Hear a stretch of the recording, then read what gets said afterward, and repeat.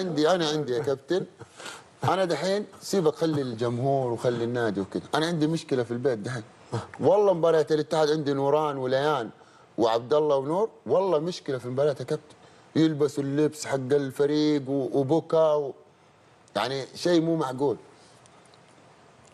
والله هذا العشق والله يا كابتن شوف، وانا ما اتدخلت انهم يشجعوا ولا ما يشجعوا، قسما بالله ما لي دخل.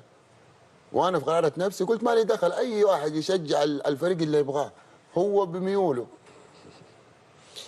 ابوهم وسبحان الله ابوهم محمد نور كلهم. بيشجعون غير الاتحاد. على فكره ترى صاروا يشجعوا الاتحاد من الفيديوهات مو من التلفزيون، من المقاطع صاروا يشجعوا الاتحاد. طيب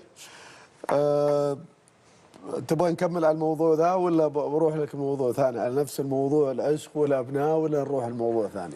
لا زي ما قال يعني اذا عياله بيشجعوا الاتحاد فهذا فطبيعي يعني ما اتوقع انه طيب انه تتوقع غير كذا، يعني هذا الشيء الطبيعي.